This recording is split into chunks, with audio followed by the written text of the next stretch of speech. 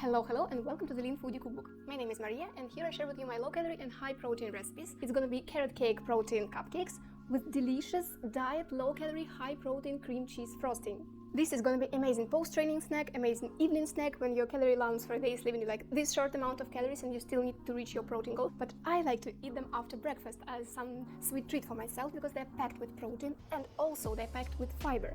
And that combo will keep you far away from hunger for a longer period of time. And this low-calorie high-protein cream cheese frosting, oh, it is delicious. Guys, it tastes exactly like your favorite cream cheese frosting, but very low in calories, almost zero fat, and it has zero protein powder in it. Let's go and make it. So now let's rinse, peel and finally grate 130 grams of carrots. For me it's like 2 medium-sized vegetables.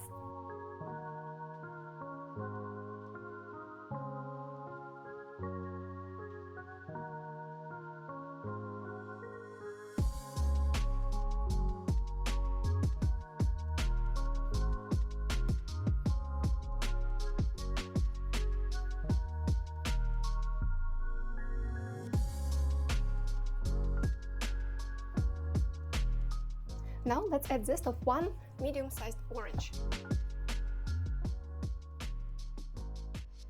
Make sure that you grate only the colorful orange layer. Don't get to the white pith, because if you do it, you will collect not only aroma from this zest, but also the bitterness of white part of the fruit.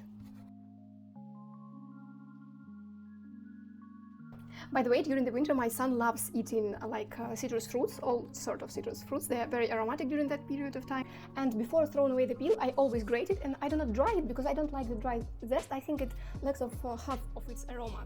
So I place it in a small Ziploc bag and store it in the freezer. So I always have aromatic, ready-to-use zest for all my recipes.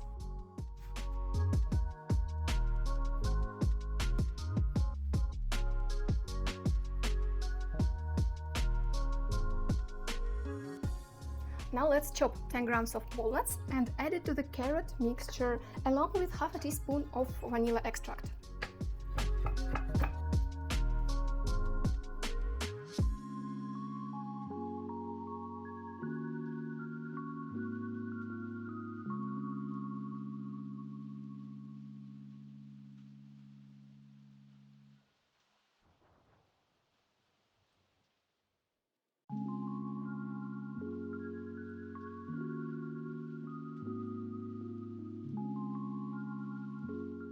So now in a small bowl, let's combine all dry ingredients. I will add 30 grams of ground oats. Always use regular all-purpose flour, but ground oats just to make our muffins more nutritious, so it will help us to feel full during the day. Or just an oat flour. I don't have oat flour, so I grounded my oats in a food processor and add it in a bowl. Also we will add there 30 grams of unflavored protein powder. I highly recommend you to use just whey protein concentrate, or isolate is also okay. And now let's add all of our spices. Half a teaspoon of ginger, half a teaspoon of nutmeg, and half a teaspoon of cardamom. I know that the original recipe of carrot cake doesn't include the cinnamon, but I love the taste of cinnamon, so I will add just a quarter teaspoon of cinnamon as well. And don't forget half a teaspoon of baking powder. Now let's just whisk everything a little bit with our hand whisker. Now in a separate bowl, let's beat one egg.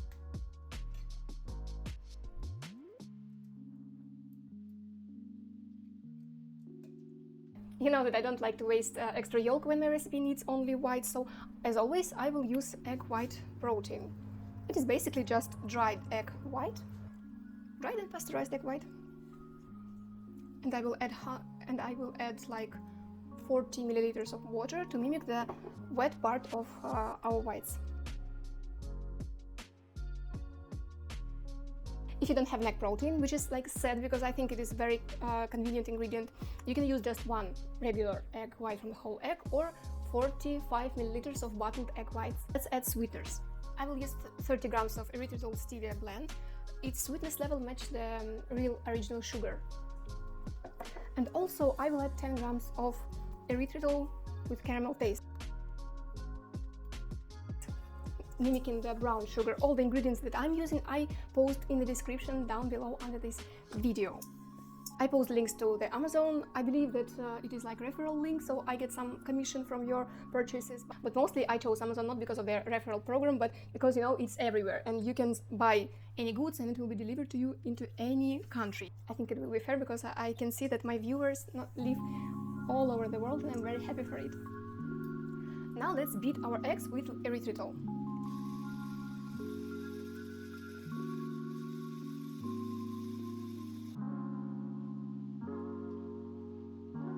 Okay, when we finish beating the eggs, we can add our dry ingredients into this egg mixture.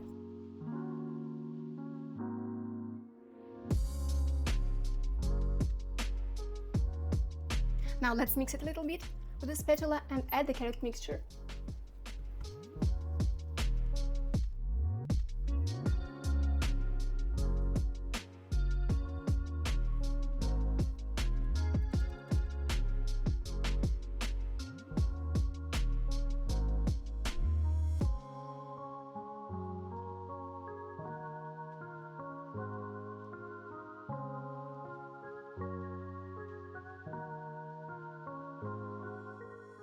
So now I will leave my batter to sit for maybe 10 to 15 minutes, so my grounded oats soak the liquid from our mixture, and it will help the whole batter to be more thick and hold its shape. So that I will pour the batter into like these muffin cups lined with paper liners.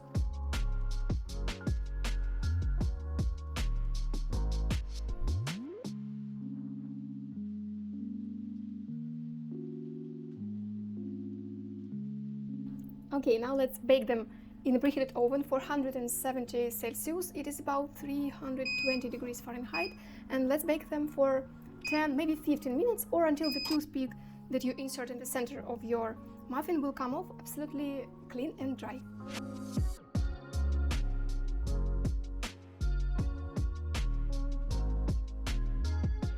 Okay, now while our muffins are baking, I wanted to show you my favorite low-calorie cream cheese frosting. So I wanted to make it not only low in calorie but high in protein without protein powder. That's why we need cottage cheese. Here we will try to mimic the density of cream cheese. If your cottage cheese is like too soft and too runny, just strain it in a sieve or in a cheesecloth like me. Now all the excess liquids just drain and you will have your cottage cheese really dense. Sometimes you ask in the comments like, what can I use instead of cottage cheese in your recipes? So for this recipe you can use like low-fat ricotta or very thick and dense Greek yogurt. But you should keep in mind that in this case the protein content of your frosting will be fewer, like dramatically fewer, because cottage cheese is a champion among the other creams in terms of protein content.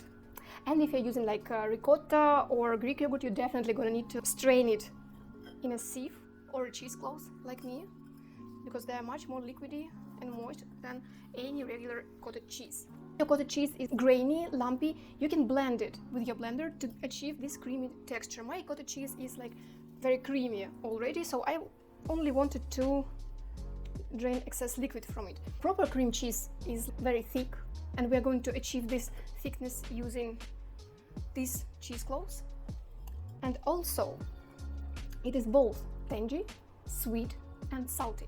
So my cottage cheese is unsalty but very tangy. So I'm going to add salt, I'm going to add sweetener to mimic the sweetness of real cream cheese, but I'm not going to add any lemon acid or lemon juice. Maybe one tiny drop to balance all the ingredients. If your cottage cheese is very salty but not like sour, you need to skip the salt in my ingredient list and add more lemon acid or lemon juice. You always need to try it and think about the cream cheese that you are going for. So is it salt enough? Is it sweet enough? Is it sour enough? So I drained all the excess liquid from my cottage cheese. Now I will place it in a small bowl and add all the other ingredients.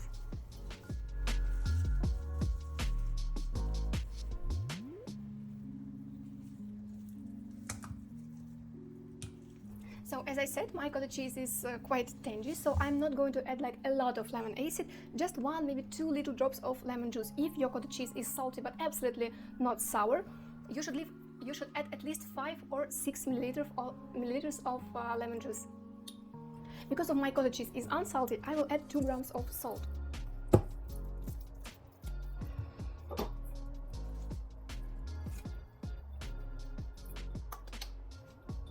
vanilla. I think half a teaspoon of vanilla will be enough for me. And also, to balance the sweetness, I will add like 2 drops of intense sweetener. Last ingredient, this is non-fat dried cow milk. Well, basically the dry milk is just a cow's milk that has undergone the process of fat removal and the dehydration. So it is an excellent ingredient for all of your like low-calorie desserts.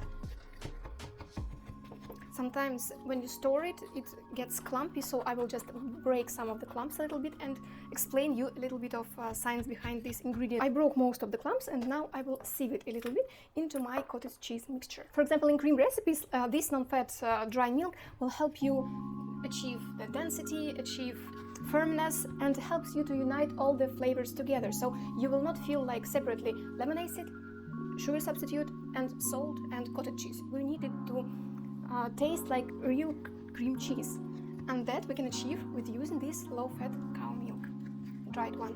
Okay, now it is time to give it a try.